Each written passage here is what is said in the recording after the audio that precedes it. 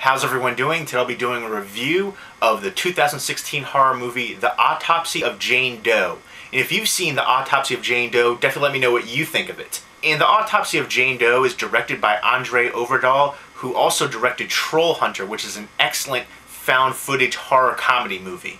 The film is about father and son coroners played by Emile Hirsch and Brian Cox, who receive an unidentified body of a young woman at their family-run morgue in Virginia. And the Jane Doe was found at a triple homicide, and her body oddly doesn't have a scratch on it, and the sheriff requests a cause of death by the end of the night. As they perform the autopsy on her body, strange things start happening, and they have to figure out what's going on before it's too late. And all of this is happening while there's a storm brewing outside and the lights are flickering, adding to the mounting tension.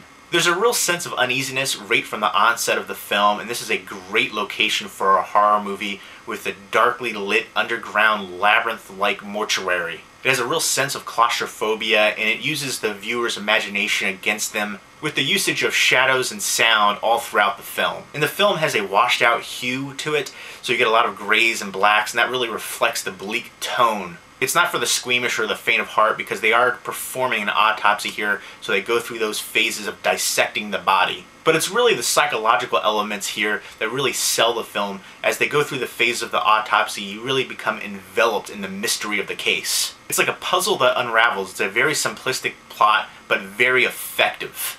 It really hinges on the mystery and intrigue. The radio definitely adds to the creepy factor, and the mounting tension is heart palpable, especially in the elevator scene. And the majority of the film is shot in a single location in this underground mortuary, but there are lots of halls and corridors and rooms that you see throughout the film. But you still have that sense of being trapped down there. It's an extremely atmospheric film, and it has a superb score which perfectly complements the film and drives up the suspense even more. It's well paced, it has top-notch cinematography. I love a lot of the angles and shots in the scenes. Very effective. Great acting from Emile Hirsch and Brian Cox, excellent writing and directing. Lots of classic horror elements here stitched together to create a riveting, new, and unique take on this subgenre. My only slight criticism here about the film is the ending could have been a little bit stronger, but it still works.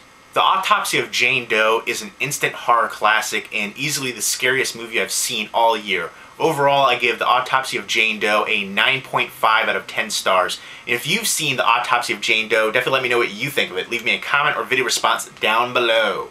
Hope everyone's doing well. Take care.